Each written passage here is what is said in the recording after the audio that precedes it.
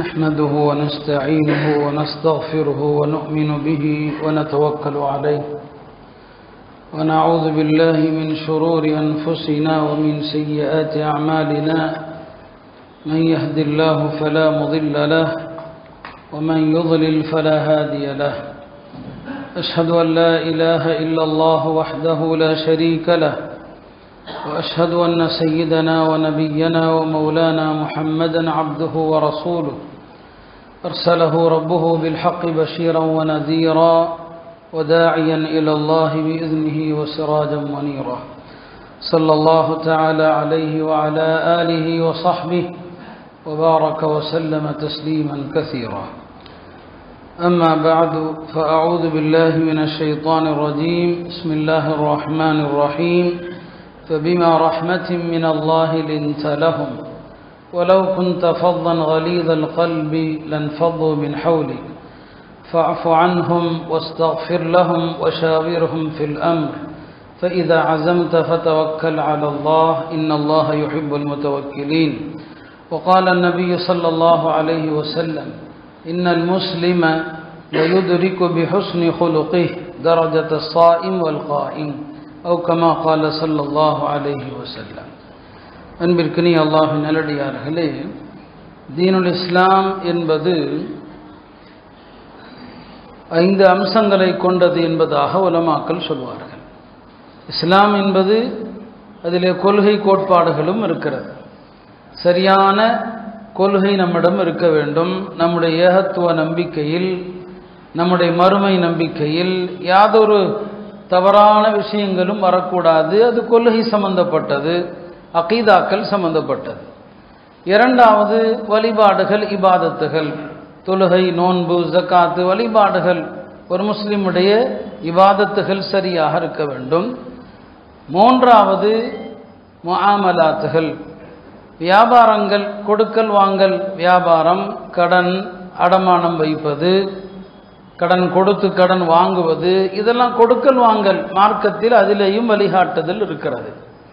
அதே போல முஆஷரா, ஒவ்வொருவருடைய உரிமைகள், கணவனுடைய உரிமைகள் மனைவி மீது என்ன, மனைவிக்கான உரிமைகள் கணவன் மீது என்ன, இது ஒரு சமூகத்தில் யாராருக்கு யாரார் மீது என்னென்ன உரிமைகள் இருக்கிறது அதை மார்க்கம் சொல்லுது. இதை முஆஷரத் என்று சொல்லுவாங்க. ஐந்தாவது என்ன, அஹ்லாக், குணங்கள் பற்றி சொல்லுவாங்க. எந்தெந்த குணங்களை ஒரு முஸ்லிம் தேர்வு செய்வது, எந்த குணங்களை விட்டு விலகி இருப்பது. குணங்களில் நல்லவைகளும் உண்டு, குணங்களில் கெட்டவையும் உண்டு, இந்த குணங்களும் உண்டு. இந்த 5 விஷயங்களும் சேர்ந்தது தான் இஸ்லாம். இந்த 5ம் சரியாக இருந்தால் ஒரு முஸ்லிமுடைய ஈமான், இஸ்லாம் பரிபூர்ணமாக இருக்குது. இந்த 5ல் எதில் குறை இருந்தாலும் அவரிடம் குறைகள் இஸ்லாத்தில் வருகிறது. உம்மத்தில் பலரும் சில விஷயங்களில் கவனம், பல விஷயங்களில் ஓட்டையாக இருப்பாங்க. சில பேர் கொள்கை விஷயங்களை மட்டும் பேசுவாங்க, அவங்களுடைய இபாதத்து சரி இருக்காது, கொடுக்கல் வாங்கல் சரி இருக்காது. சில பேர் இபாதத்துகள் எல்லாம் சரியாக இருப்பாங்க, கரெக்டாக தொழுவார், தஹஜ்ஜுதெல்லாம் தொழுவார். ஆனால் வியாபாரத்தில் என்னங்க இருக்குது, வட்டி என்ன, அது என்ன, இது என்ன, எல்லா தவறும் அதில் செய்வார். பார்த்தா தொழுகையாலேயே இருப்பார், அவருடைய தீன் அவ்வளவுதான். சிலரிடத்தில் தொழுகை இருக்கும், கரெக்டான வியாபாரம் இருக்கும், மனைவிக்கான ஹக்கை மறுப்பார், மனைவியை மதிக்க மாட்டார், மனைவி மீது சந்தேகப்படுவார், மனைவியை அடிப்பார், உதப்பார். இப்படி சில பேருடைய விஷயங்கள் இருக்கும். ஆக மனைவிக்குரிய ஹக்கை கொடுக்கறதே கிடையாது. சில பேர் எல்லாத்துலேயும் கரெக்டாக இருப்பாங்க, குணம் இருக்காது, எதற்கெடுத்தாலும் கோபப்படுவது, நற்குணம் இருக்காது, யாரையும் பார்த்தா சிரிக்க மாட்டார், இறுகிய முகம், இலகிய முகம், இப்படி இருப்பாங்க. இது எல்லாமே தீன்ல ஓட்டதான். அருமையானவர்களே, இவை எல்லாம் சரியாக இருப்பது தான் தீன். யூதர்களை போல நாம் இருக்கக்கூடாது, அல்லாஹ் நம்மை தடுக்கிறான். அவங்கள போல ஆயிடாதீங்க. யூதர்கள் என்ன, நுமினு பிபாதின் வனக்ஃபுரு பிபாத், நாங்கள் மார்க்கம் சொல்வதில் சிலதை ஏற்று நம்பிக்கை கொள்வோம், சிலதெல்லாம் ஏற்றுக்க முடியாது. வெளிப்படையாக சொன்னாங்க, ஏற்றுக்க முடியாதுன்னே சொன்னாங்க. அவர்களுடைய எல்லா குறைகளையும் குர்ஆன் சுட்டி காட்டுது. என்னென்ன தப்பு செஞ்சாங்க, கொள்கையில் செஞ்ச தப்பு என்ன இல்லையா, வழிபாடுகளில் செய்த தவறு என்ன, கொடுக்கல் வாங்கல், வட்டி உட்பட எல்லாத்தையும் ஹலாலாக்குனாங்க. அல்லாஹ் கொழுப்பு சாப்பிடக்கூடாதுன்னு சொன்னா கொழுப்பு தானே சாப்பிடக்கூடாது, கொழுப்பை வித்து காசாக்குனாங்க. எல்லா விஷயங்களும் மோசடிகளும் செஞ்ச ஒரு கூட்டம் குர்ஆன். அவங்கள மாதிரி ஆயிடாதீங்க என்று அல்லாஹ் நம்மை எச்சரிக்கிறான். அருமையானவர்களே, அந்த வகையில தான் நம்முடைய எல்லா விஷயங்களும் கரெக்டா இருக்கணும். ஒன்ன சரியா இருந்து ஒன்ன விட்டாலும் மறுமையில நமக்கு பிரயோஜனம் இல்லை. அந்த வகையில நாம் சரி செய்ய வேண்டியதுல ஒன்றுதான் நல்ல குணங்கள். ஷவுகி என்ற ஒரு கவிஞர் மிக அழகாக சொன்னார், ஒரு சமூகம் என்பது என்ன? குணத்தை கொண்டுதான் ஒரு சமூகம். நற்குணம் இருந்தால் ஒரு சமூகம் நிலைத்திருக்கும், குணங்கள் இல்லை என்று சொன்னால் ஒரு சமூகம் அழிந்து விடும் என்று சொன்னார் பெருமானார் ஸல்லல்லாஹு அலைஹி வஸல்லம் அவர்கள். அந்த வகையில தான் நற்குணத்தை வலியுறுத்தினாங்க. ரசூல் ஸல்லல்லாஹு அலைஹி வஸல்லமுடைய குணத்தை அல்லாஹ் திருமறையில பல இடங்களில் போற்றி சொல்வான். உங்களுடைய மென்மையான குணத்தினால் மக்கள் உங்களை சுத்தி இருக்கிறாங்க. நீங்கள் கடின சித்தம் உள்ளவராக இருந்திருந்தால் உங்களை விட்டு என்னைக்கோ ஓடி போயிருப்பாங்கன்னு நல்லா சொல்றான். வலவ் குந்த ஃபவ்வன் கலீதல் கல்ப், நீர் கடின குணமுள்ளவராக இருந்திருந்தால் என்றைக்கோ மக்கள் உங்களை சுத்தி ஓடி இருப்பாங்க. இப்ப நற்குணங்கள் தான் பெருமானார் ஸல்லல்லாஹு அலைஹி வஸல்லம் அவர்களை மக்கள் என்னங்க அவங்கள நோக்கி ஈர்க்கப்பட்டது காரணம் அந்த குணம்தான். அதனாலதான் ஹதீஸுகள்ல குணங்களை பத்தி எவ்வளவு வருதுன்னு சொன்னா, ஒரு முஸ்லிம் தன்னுடைய நற்குணத்தால் காலமெல்லாம் இரவு தொழுகையில் ஈடுபடுகிற, காலமெல்லாம் நோன்பு வைக்கிற ஒரு மனிதருடைய அந்தஸ்தை குணத்தை கொண்டு அடைகிறார். இரவு தொழுகை எவ்வளவு கஷ்டங்க. இரவு தொழுகை சும்மாவா என்ன? ராத்திரி எஞ்சி தொழுகிறது குளிர்காலத்தில், வெயில் காலத்தில் இரவு கம்மியாக இருக்கும். ராத்திரி படுத்தா கொஞ்ச நேரத்தில் தஹஜ்ஜுத் வந்துடும். அந்த வகையில் கஷ்டம். குளிர்காலத்தில் இரவு நீளமாக இருக்கும், ஆனால் எழுந்தா குளிர் அடிக்கும், தண்ணியை தொடுறது கஷ்டம். இப்போ தஹஜ்ஜுத் தொழுகை சாதாரணமானது இல்லை. ஆனால் அந்த தஹஜ்ஜுத் தொழுகையை விட நோன்பு சாதாரணமான வணக்கமா என்ன? நோன்பு எவ்வளோ கஷ்டம் நமக்கெல்லாம் தெரியுதா இல்லையா? ரமதான் இப்போதானே முடிஞ்சிருக்குது.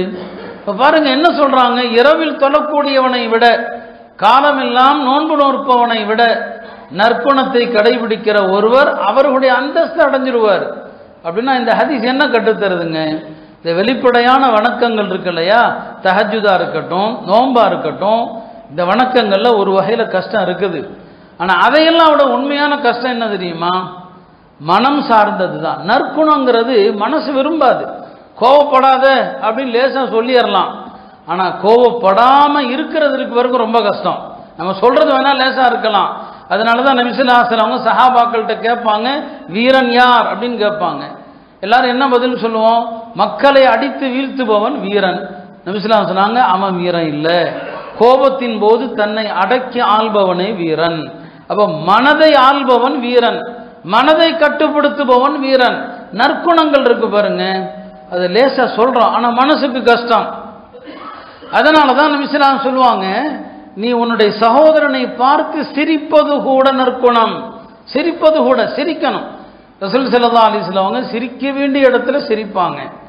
எப்போதுமே இறுக்கமாக இருப்பதுங்கிறது கிடையாது. ஃபஜ்ருக்கு பிறகு சஹாபாக்கள் மஸ்ஜிது நபவியில அமர்ந்து என்ன செய்வாங்க? பேசுவாங்க. கொஞ்ச நேரம் உட்கார்ந்து அறியாமை காலத்தில் நம்ம எப்படி இருந்தோம் எல்லாத்தையும் பேசுவாங்க. ஒரு நாள் உமர் ரலியல்லாஹு அன்ஹு அவர்கள் அவங்க சில விஷயங்களை பேசினாங்க. ஃபஜ்ருக்கு பிறகு பெருமானார் முஸல்லாலே உட்கார்ந்துருப்பாங்க, மக்கள் பேசுறதெல்லாம் கவனிப்பாங்க. உமர் சொன்னாங்க, நான் ஜாஹிலியாவில் ஒரு ஊருக்கு நான் போயிருந்தேன்.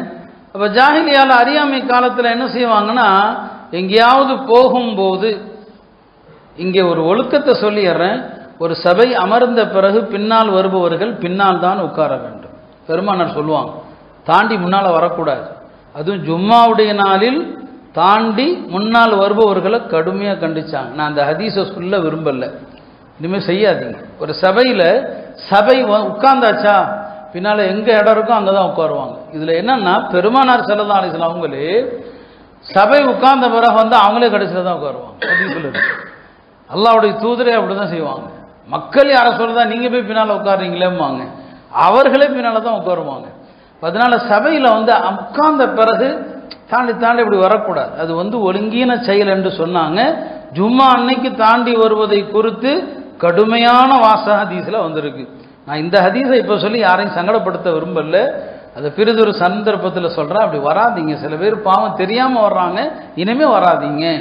ஏன்னா குணத்தை பற்றி பேச வேண்டிய இடத்துல நானே கடுமையாக சொல்லக்கூடாது இல்லையா, அதனால நானே நற்குணத்தோடு பணிவோடையே சொல்லிக்கிறேன், வராதிங்க தயவு செஞ்சு. இப்போ ஹஜ்ரத் உமர் ரலியல்லாஹு அவர்கள் ஒரு நாள் சொல்கிறாங்க, ஃபஜ்ருக்கு பிறகு உட்கார்ந்து பேசும்போது சொல்கிறாங்க, இதெல்லாம் நிமிஷம் கேட்டுக்கிட்டே இருப்பான். நான் அறியாமை காலத்தில் ஒரு ஊருக்கு போயிருந்த பயணத்தில், அரபுகள் பயணத்தில் போகும்போதும் வழிபடுறதுக்கு ஒரு கல்லை தூக்கிட்டே தான் போவாங்க, அந்த கல்லை வழிபட்டுக்குவாங்க. கல் தான் அவங்களுடைய குணம், தெய்வம். இவங்க தூக்கிட்டு போகல, என்னடா வழிபடுறதுக்கு ஒன்றுமே இல்லையே. அப்போ என்ன சொன்னாங்க, கொஞ்சம் பேரிச்சம்பழம் இருந்துச்சு, அந்த பேரிச்சம்பழத்தையே நான் சில மாதிரி செஞ்சு அதையே வணங்கிக்கிட்டேன். மதியத்துக்கு மேலே பசி வந்துச்சு, பசிக்கிறதுக்கு சாப்பிட்றதுக்கு ஒன்றுமே இல்லையே, நான் எந்த தெய்வத்தை பேரிச்சம்பழத்தில் செஞ்சு வச்சேனோ அதையே சாப்பிட்டுக்கிட்டேன் அப்படின்னு சொல்லி சிரித்தாங்க. இப்படிலாம் நான் அறியாமை காலத்தில் இருந்தோன்னு சொல்லி. நபி ஸல்லல்லாஹு அலைஹி வஸல்லம் அவங்க இந்த மாதிரி பேசிகிட்டு இருக்கிறவங்கள பார்த்து கண்டிக்கல, என்ன பேசுகிறீங்க, பள்ளியாசலே அப்படி பேசுகிறீங்கன்னு சொல்லி அவங்களும் சேர்ந்து சிரித்தாங்க. நபி ஸல்லல்லாஹு அலைஹி வஸல்லம் அவங்களும் சேர்ந்து சிரித்தாங்க. ஏன் அப்படின்னா, இந்த பேச்சு வெளிப்படையில் ஒரு சிரிப்பாக தோன்றினாலும் உண்மையிலும் அது சிந்திக்க வைக்கிற ஒரு பேச்சு. நாம் எப்படிப்பட்ட முட்டாள்தனத்தில் இருந்தோம், நம்ம கையால் செஞ்ச கடவுளை நம்மளே சாப்பிட்டுக்கிட்டோம். உமர் அப்படியே சொன்னாங்க, உமர் தானவங்க, என் கடவுளை நானே சாப்பிட்டுட்டேன்னு சொல்லி, அகல்து இலாஹி, என் கடவுளை நானே சாப்பிட்டேன்னு சொல்லி. அப்போ நபி ஸல்லல்லாஹு அலைஹி வஸல்லம் அவங்க எப்போதும் இறுக்கமாக இருக்க மாட்டாங்க, எந்த சஹாபியை பார்த்தாலும் சிரிப்பாங்க, பொன்முறுவல் தான், யாரை பார்த்தும் சிரிக்காம நபி ஸல்லல்லாஹு இருக்கவே மாட்டாங்க. அதனால தான் நற்குணத்தை போதிப்பாங்க, சொல்லுவாங்க, நீங்கள் எப்படி இருக்கணும்னு சொன்னா, ஒரு எஜமானுக்கு கட்டுப்படுகிற, எந்நேரமும் கட்டுப்படுகிற ஒட்டகத்தை போன்று இருங்கள். கட்டுப்படுகிற ஒட்டகம் என்னம்னா, எஜமான் இழுத்தால் இழுத்த இழுப்புக்கெல்லாம் போகுமா, எஜமான் எங்க மண்டியிட வைத்தாலும், ஒரு பாறையில மண்டியிட வைத்தாலும் உட்கார்ந்துருமா. நீங்களும் அந்த எஜமானுக்கு கட்டுப்பட்ட ஒட்டகத்தை போல உங்களுடைய நற்குணத்தை ஆக்கிக் கொள்ளுங்கள் என்று பெருமானார் ஸல்லல்லாஹு அலைஹி வஸல்லம் அவங்க சொல்லுவாங்க. அருமையானவர்களே, நற்குணம் என்பது 3 அம்சங்களை கொண்டது. நற்குணம்னா என்னங்க, 3 அம்சங்களை கொண்டது நற்குணம். ஒன்று என்ன, கஃபுல் அதா, யாருக்கும் எந்த தொந்தரவும் செய்யாமல் இருப்பது, நாவால், கரத்தால், பேச்சா, எதுல யாருக்கும் எந்த தொந்தரவும் இல்லை, அவர் தான் முஸ்லிம். தன்னுடைய கரத்தால், நாவால் பிறருக்கு தொல்லை தராதவர் முஸ்லிம். அடுத்தவருக்கு நம்முடைய எந்த காரியமும் தொந்தரவு தரல. நற்குணத்தின் முதல் படித்தரம் பிறருக்கு தொல்லை கொடுக்காத.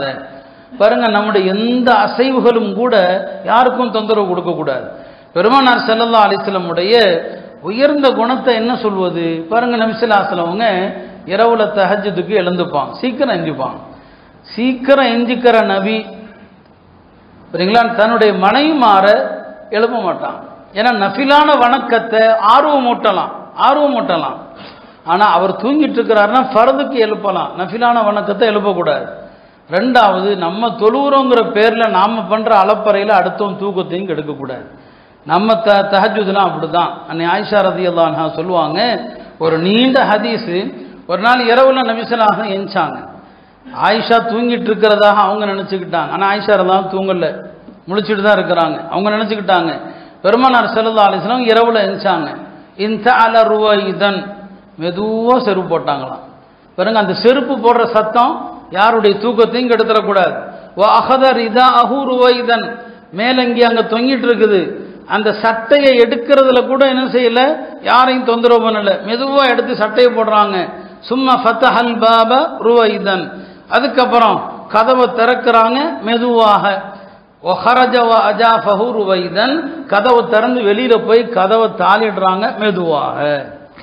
பாருங்க, இரவுல எஞ்சா கூட நாம தஹஜ்ஜுத் தொழுகிறதா இருந்தா கூட தூங்கக்கூடிய 10 பேரை எழுப்புற மாதிரி டமால் டுமீல், செருப்பு போடுறதுல சத்தம், கதவை சாத்துறதுல சத்தம், தண்ணியை திறந்து பயன்படுத்துறதுல சத்தம், அவர் எஞ்சிருவார். இப்படி யாரையும் நாம எழுப்பக்கூடாது.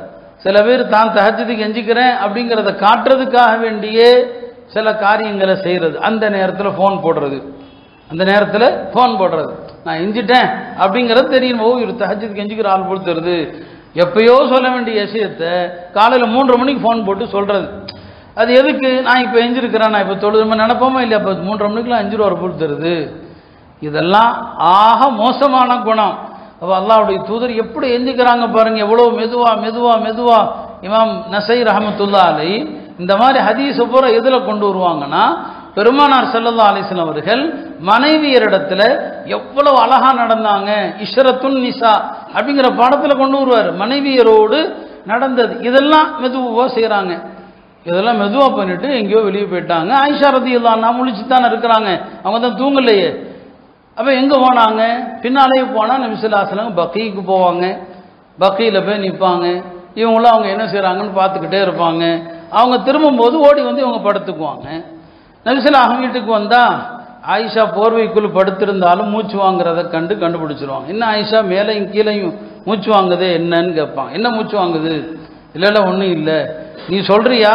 இல்லைனா எல்லாம் வல்ல அல்லாஹ் எனக்கு அறிவிச்சிருவான்னு சொன்னாங்க. ஒன்று நீ சொல்லு, இல்லைன்னா அல்லாஹ் அறிவிச்சிருவான். நீ எதுக்கு வந்த, ஏன் வந்த, எல்லாத்தையும் அல்லாஹ் சொல்லிடுவான் அப்படின்னு சொன்னாங்க. அருமையானவர்களே, பிறகு ஆயிஷா ரலியல்லாஹு அன்ஹா சொல்லுவாங்க. அப்போ பெருமானார் கேட்பாங்க, என் மேலே உனக்கு சந்தேகமா என்ன? அல்லாஹ்வும் ரசூலும் உனக்கு அநீதி இழைக்க போகிறார்களா என்ன?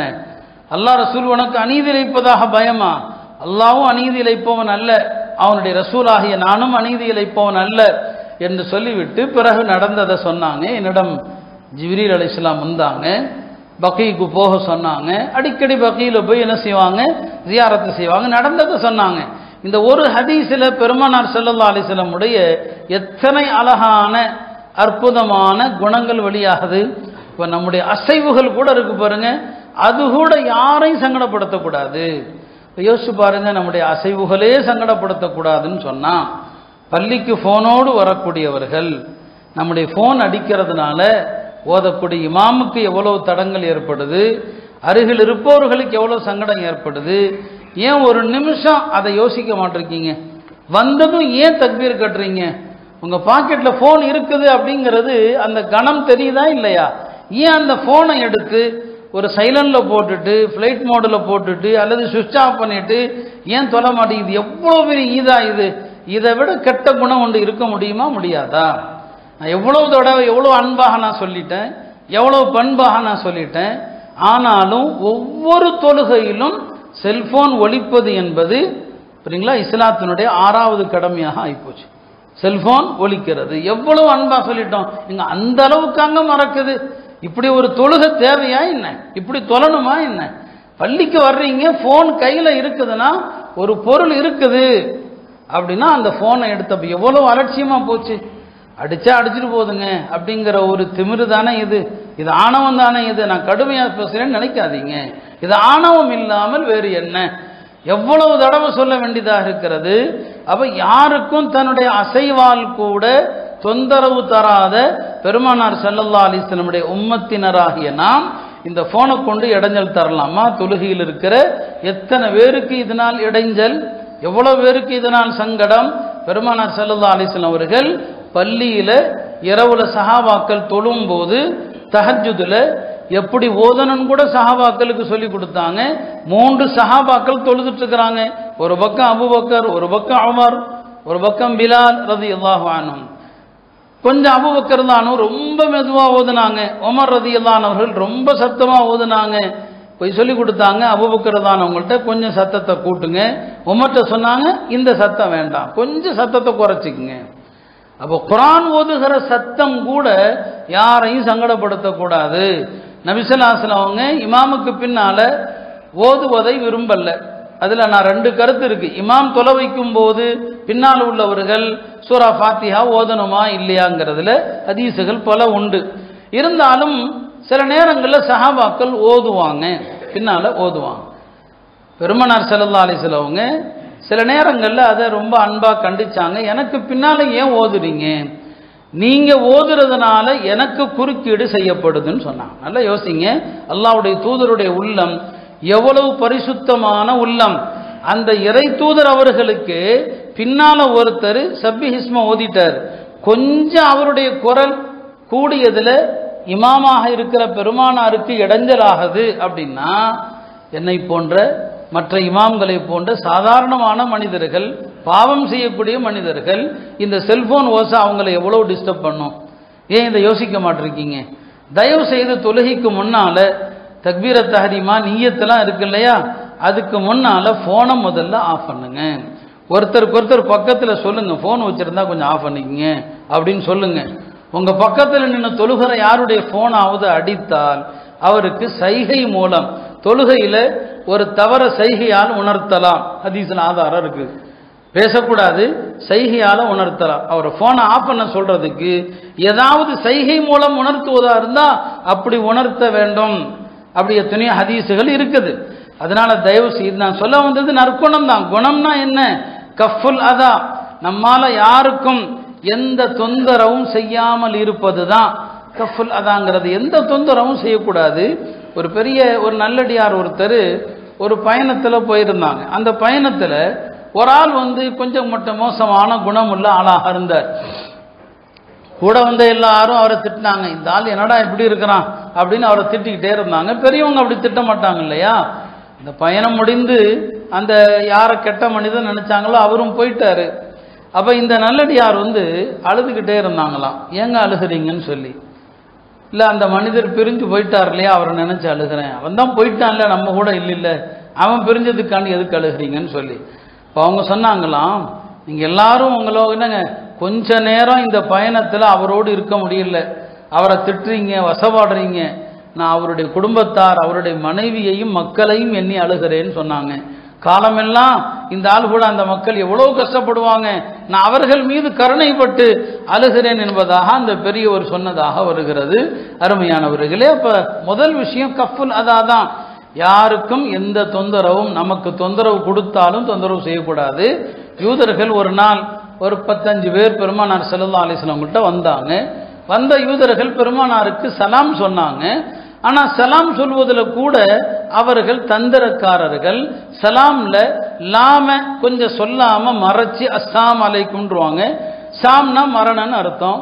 அன்னை ஆயிஷா ரலியல்லாஹு அன்ஹா அதை கவனிச்சுட்டாங்க. என்ன இந்த ஆளுக சலாம் ஒழுங்கா சொல்ற மாதிரி தெரியலையே அப்படின்னு சொல்லி பெருமானாருக்கு காதல உழல்லையோ அப்படின்னு நினைச்சிட்டாங்க. கொஞ்ச நேரம் ஆச்சு, மற்றொரு யூதர்கள் குழு வந்தாங்க. அந்த ஆளுகளும் சலாம் சொல்லும் போது லாம நீக்கிட்டு அஸ்ஸலாமு அலைக்கும் அப்படின்ட்டாங்க. ஆயிஷாவை பார்க்குறாங்க, என்னடா இது, இந்த ஆளுக இப்படி உங்களுக்கு மரணம் வரட்டும்னு அர்த்தம். அதுக்கு இப்பயும் நபி அவங்க கவனிக்கலையோன்னு சொல்லி மூணாவது ஒரு 10 பேர் வந்தாங்க. அவங்களும் என்ன செய்யறாங்க, சலாம்னு சொல்லாம அஸ்ஸலாமு அலைக்கும் அப்படின்ட்டான். அன்னை ஆயிஷா அவர்களுக்கு அதுக்கு மேல பொறுக்க முடியல, அதற்கு மேல் பொறுக்க முடியல. என்னடா பெருமானாரை பார்த்து சலாம் என்று சொல்வதற்கு பதிலா உங்களுக்கு மரணம் வரட்டும் மரணம் வரட்டும்னு சொல்றாங்களே. பொறுக்க முடியாம என்ன பண்ணிட்டாங்க, பதிலுக்கு அவங்கள திட்ட ஆரம்பிச்சிட்டாங்க. நீங்கள் பன்றிகளுடைய சந்ததிகள், குரங்குகளுக்கு பிறந்த சந்ததிகள். ஏன்னா யூதர்கள்ல சிலரை அல்லாஹ் பன்றிகளா குரங்குகளா மாத்தினானா என்ன, அந்த சந்ததிகள் உங்களுக்கு அழிவும் உங்களுக்கு நாசமும் உங்களுக்கு மரணமும் உண்டாகட்டும்ட்டான். நபி ஸல்லல்லாஹு அலைஹி வஸல்லம் அப்படியே ஆயிஷா என்ன ஆயிஷா இப்படியா பேசுறது அப்படின்னு கண்டிக்கிறாங்க.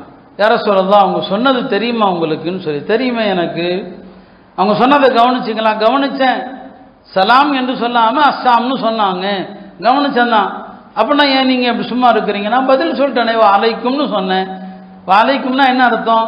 நீ சொல்வது என்னவோ அது உனக்கே திரும்பட்டும்னு அர்த்தம். நான் பதில் சொல்லிட்டானே. இப்படி நீ கோபப்படுவது, கடும் வார்த்தைகளை சொல்லக்கூடாது. மென்மை எந்த பொருளில் இருக்கிறதோ அந்த பொருளை அல்லாஹ் அழகுபடுத்துகிறான். மென்மை இல்லையே அந்த பொருளை அல்லாஹ் அசிங்கப்படுத்துறான். இப்ப நபி ஸல்லல்லாஹு அலைஹி வஸல்லம் தனக்கு தொந்தரவு கொடுக்கிற யூதர்களை கூட கடின வார்த்தைகளால், மோசமான வார்த்தைகளால் திட்டுவதை பெருமானார் ஸல்லல்லாஹு அலைஹி வஸல்லம் விரும்பல.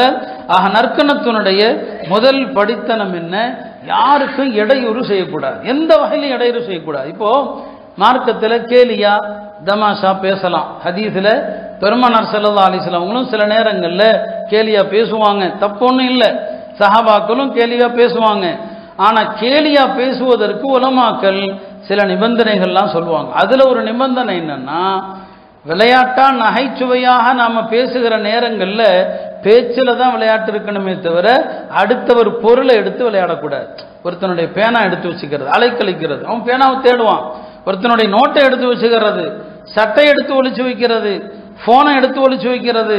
பெருமானார் ஸல்லல்லாஹு அலைஹி வஸல்லம் சொல்லுவாங்க, லா யஅஹுதன்ன அஹதுக்கும் அஸா அஹீஹி லாஇபன் வலா ஜாத்தன்.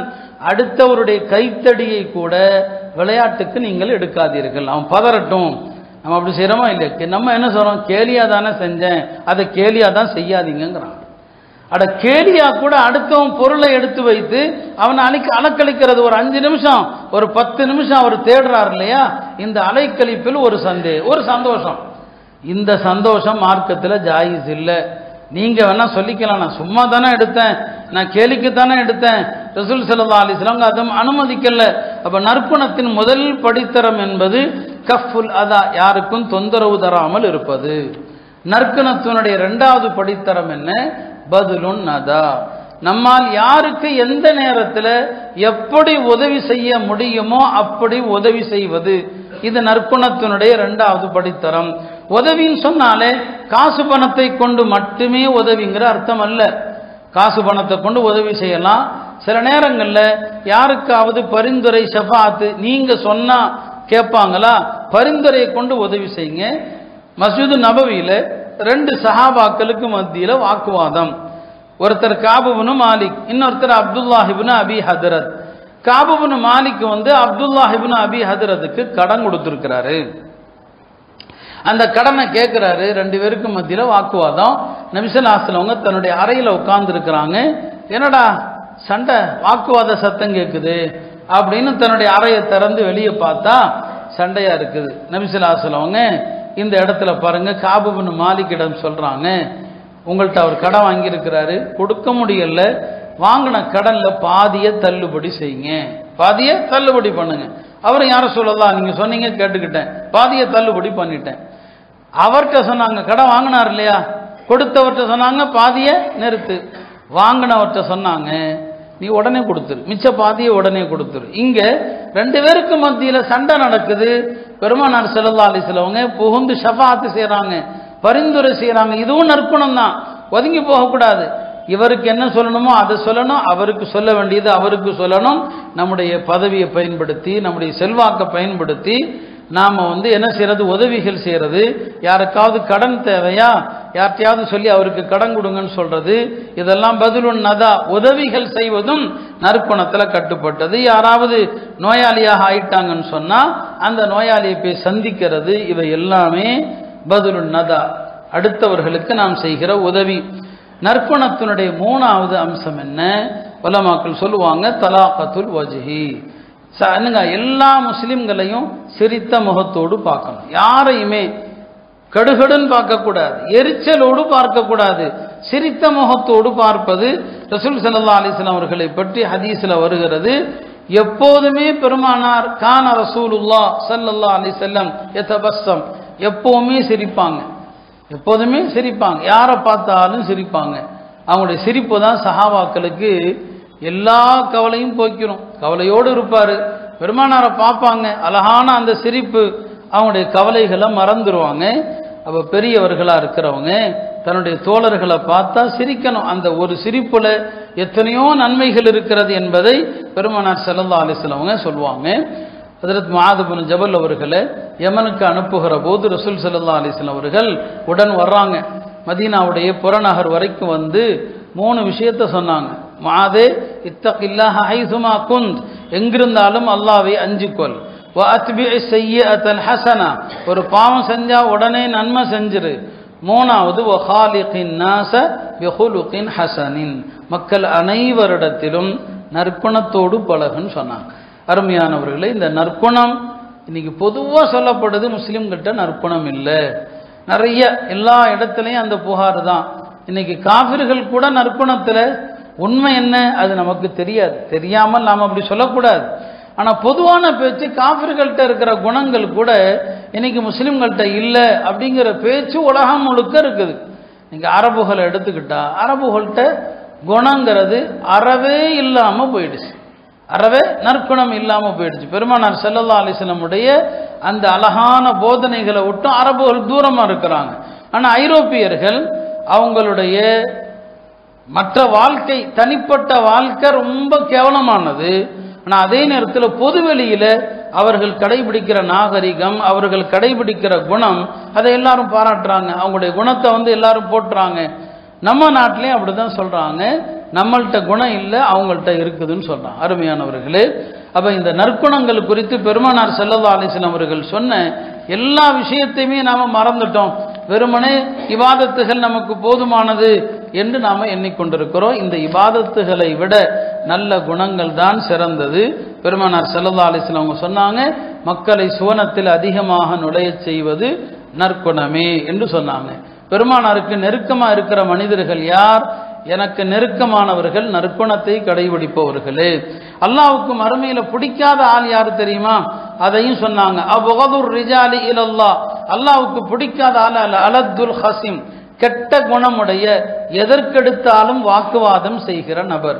சில பேர் இருக்கிறான், எதை எடுத்தாலும் வாக்குவாதம். ஒருத்தர் அப்படி சொன்னா அல்ல, அப்படி இல்லை, இப்படி சொன்னா அப்படி, வாக்குவாதம். அப்ப வாக்குவாதம் செய்யறத சில பேர் தன்னுடைய திறமைன்னு நினைப்பாங்க, தன்னுடைய ஆற்றல் நினைப்பாங்க. அல்லாஹ்வுடைய தூதர் சொன்னாங்க, அவன் தான் மனிதர்களில் கெட்டவன். எல்லாம் அல்ல அல்லாஹ் பெருமானார் ஸல்லல்லாஹு அலைஹி வஸல்லம் அவர்கள் என்னென்ன நற்குணத்தை சொன்னார்களோ அந்த நற்குணத்தை நமக்கு நசீவாக்குவானாக. அருமையானவர்களே, சில பேர் அவங்க தொழுகிறாங்க, ஆனா நன்மையை அடுத்தவங்களுக்கு கொடுக்குறாங்க, அவங்களுக்காண்டி தொழல. சில பேர் ஹஜ்ஜு செய்யறாங்க, ஆனா ஹஜ்ஜு அவங்களுக்கு இல்லை, இன்னொருத்தருக்கு போயிடும். நோன்பு வைப்பாங்க, நோன்பு அவங்களுக்கு இல்லை, இன்னொருத்தருக்கு போயிடும். சதக்கா செய்வாங்க, எல்லாமே அவருக்கு ஒண்ணுமே கிடைக்காது, அடுத்தவருக்கு போயிடும். அது யாருங்க? அது அவரை பத்தி தான் நபி ஸல்லல்லாஹு அலைஹி வஸல்லம் சொன்னாங்க, முஃப்லிஸ். அவர் தான் திவாலானவர். தொழுதிருப்பாரு, நோன்பு வச்சிருப்பாரு, ஹஜ்ஜு செஞ்சிருப்பாரு, எல்லாம் செஞ்சிருப்பாரு. அவர் செஞ்சது எதுவும் அவருக்கு இல்லை, மற்றவர்களுக்கு. சஹாபாக்கள் திகைச்சு போயிட்டாங்க. அது யார்? அந்த துர்பாக்கியவாதி. அவன் தான் ஒழுக்கம் இல்லாம, நற்பண்பு இல்லாம நடந்தாலு அடுத்தவங்களை பத்தி புறம் பேசியிருப்பான், அடுத்தவங்களை இழிவா பேசியிருப்பான், அடுத்தவர்கள் மீது அவதூறு சொல்லியிருப்பான். இவன் செஞ்ச அத்தனை அமலையும் அல்லாஹ் அவனுக்கு தூக்கி கொடுத்துருவான், இவன் பாவத்தோடு நரகத்துக்கு போவான்னு சொன்னாங்க. அல்லாஹ் தஆலா இது போன்ற தீய நிலையிலிருந்து நம்மை பாதுகாத்து உயர்ந்த நற்பண்புடைய முஸ்லிம்களாக ஆக்கிடுவானாக. வ ஆகிரு தஅவானா அல்ஹம்துலில்லாஹி ரப்பில் ஆலமீன்.